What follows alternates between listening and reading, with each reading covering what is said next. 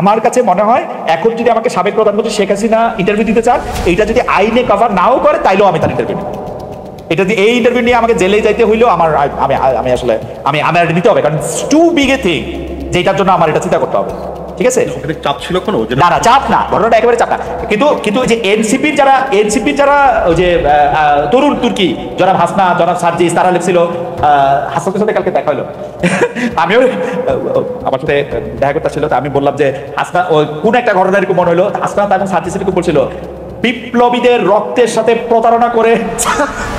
প্রিয় দর্শক, আমি মোহাম্মদ হিমেল, নিউ ইয়র্কের ব্রুকলিন থেকে সবাইকে জানাই শুভেচ্ছা। সর্বপ্রথম মোহাম্মদ হিমেল এবং বিগ নিউজ আইডিটি এবং পেজটি ফলো দিয়ে রাখবেন।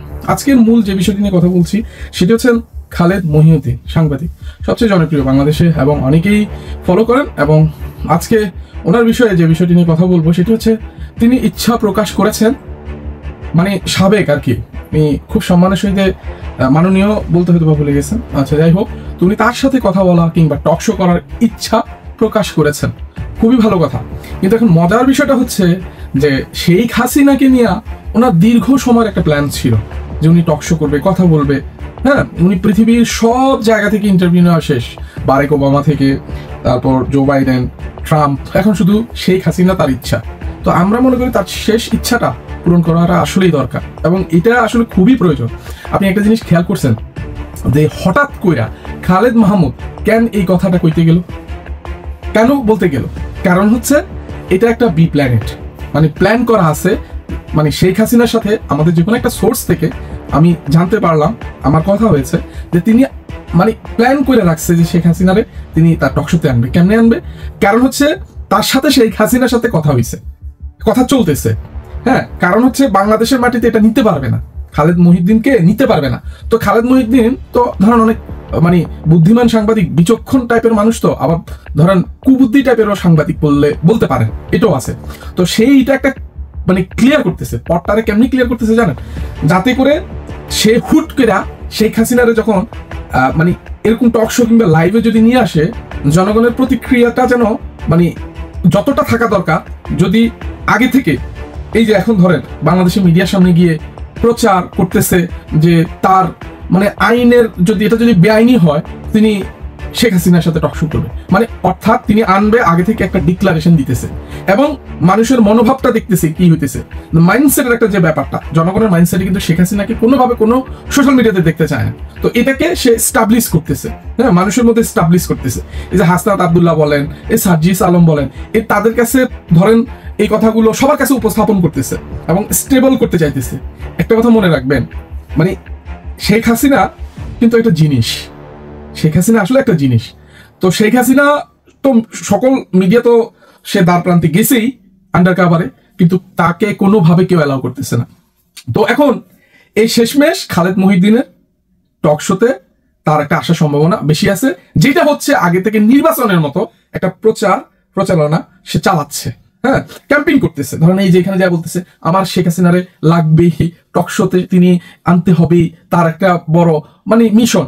এইটা হচ্ছে আরেকটা বিষয় বলি, আরেকটা সোর্সের খবর বলি, যে এমনও শোনা গেছে খালেদ মহিউদ্দিন নিউ ইয়র্কে যেখানে বসবাস করতেছেন, বহুত আওয়ামী লীগের লোকের টাকা কিন্তু তার মাধ্যমে কিন্তু মানে লেনদেন হইতেছে এবং মানে এই যে বাংলাদেশ থেকে পাচারের বিষয়টা আসছে সে কিন্তু খুব ভালো করে জানে। এবং দেখেন সে কিন্তু ওই যে একটা কথা বলছি না, হি ইজ ভেরি ইন্টেলিজেন্ট এবং হি ইজ ভেরি ক্লেভার। কারণ হচ্ছে সে এটাকে আস্তে আস্তে মানে মোড় ঘুরাইতে চাইতেছে। এই খালেদ মহিউদ্দিন নিজেরও অনেক বড় মানে বুদ্ধিমান মনে করেন এবং সে ডেফিনেটলি সে একটা ভালো সাংবাদিক, কিন্তু ভালো সাংবাদিকের মধ্যে যে একটা শয়তানি কাজ করে সেটা খালেদ মহিউদ্দিনের মধ্যে কাজ করতেছে। কিন্তু খালেদ মহিউদ্দিনকে এটাও জেনে রাখতে হবে, মানুষ আপনাকে পছন্দ করে এটা একেবারে নিঃসন্দেহে, কিন্তু সেইখানে এই সমস্ত কথা বলে পছন্দের তালিকায় আসা সম্ভব না। বাংলাদেশে অনেক ভালো ভালো জনপ্রিয় ব্যক্তি কিন্তু বিতাড়িত হয়ে গেছে শুধুমাত্র শেখ হাসিনার সাপোর্ট টানতে গিয়ে, জুতার বাড়ি পর্যন্ত খেয়েছে। I am sorry for my language, খাইছে কিন্তু। তো খালেদ মহিউদ্দিনের বেশি সময় নাই আমার মনে হয় যে এই জায়গাটা আসতে। তো উনি যে জায়গায় আছে ওই জায়গায় থাকুক, ওনার যে টক শো এবং মানুষের যে একটা গ্রহণযোগ্যতার জায়গা যেখানে রাখছে আপনি ওইখানে থাকেন। ওই শেখ হাসিনার টানাটানি করে লাভ নাই, পৃথিবীতে বহু বিখ্যাত লোক আছে টক শো আসার জন্য, আপনি তাদেরকে আনেন। কারণ শেখ হাসিনা টাকা ঢালারও জায়গা নাই, টাকাটা ঢালতে হইলে তো একটা জায়গা লাগে, স্কোপ লাগে, সেটাও কিন্তু নাই। তো এই খালেদ মহিউদ্দিন বিভিন্ন বিষয়ে তিনি এই আলোচনা সমালোচনার মধ্য দিয়া এই শেখ হাসিনাকে আনার বিষয়টা মানে টকশোতে সেটা এস্টাবলিশ করতেছে, কালকে যেন উনি যেখানে টকশো করেন সেখানে যেন বয়কট যেন না করে কেউ। তো এই জন্য আগে থেকে এস্টাবলিশ করতেছে, অবশ্যই আপনাকে বয়কট করবে।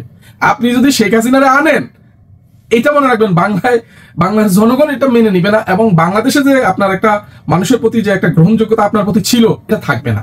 আপনি টাইনা কথা বইলা আপনি এটাকে দামায় রাখতে পারবেন না। এই জায়গাটা সবাই এক থাকবে, এইটা আপনি মনে রাখবেন। হ্যাঁ, কারণ বাংলাদেশে এইটুকু আপনার চিন্তা করা উচিত, গণ অভ্যুত্থানের পরে এই শেখ হাসিনাকে যে দৌড়াইছে, কেন দৌড়াইছে? আচ্ছা, আপনাদেরকে ফিল হয় না যে মানুষগুলারে কিভাবে মারছে খালেদ মহিউদ্দিন? হ্যাঁ, আপনার টক শো খুব করা জরুরি, ঠিক আছে, কিছু টাকা পয়সা দিচ্ছে, আপনি একটা এখানে বাড়ি সারি কিনছেন, বা আপনাকে কিছু টাকা পয়সা, কিছু না বেশ অ্যামাউন্টেরই দিছে আওয়ামী লীগের জন্য কাজ করার জন্য, হয়তো বা এটা আমার মনে হইতেছে আপনার কথা শুই না, ঠিক আছে, যে তাকে আনতেই হবে। কেন তাকে আনতে হবে কেন? আর এই গণ অভ্যুত্থান এমনি এমনি হয়েছে, এমনি এমনি হয়নি। আপনি একটা জিনিস দেখেন, মানুষকে তারা কিভাবে খুন করছে, এমন ভাবে খুন করছে, ধাক্কায় তারা গাড়ির নিচে ফেলে দিছে, ট্রেনের নিচে ফেলে দিছে, আয়না ঘরে রাখছে, যেমনে পারছে সেমনে তারা খুন করে এই দেশে ক্ষমতা টিকায় ছিল। আপনি সেই স্বৈরা শাসককে এবং সেই খুনিকে চাইতেছেন আপনি টকশো আইনা তার ওই মাহারার বেদনার গল্প শোনানোর জন্য বাংলাদেশের মানুষ আর তুই বেকুব। তো এই জিনিসটা করার আগে আপনি অবশ্যই ভাববেন, আপনি মানুষ মানবেন এটা। তো যাই হোক, আমি বেশি কিছু বলবো না। যারা আমার এই কথাগুলো শুনেছেন আপনারাই চিন্তা করে দেখবেন যে আমার কথাগুলো আসলে কতটুকু যৌক্তিক। আজকের এখানেই শেষ করে দিচ্ছি, আরো ছোট হওয়ার কথা ছিল।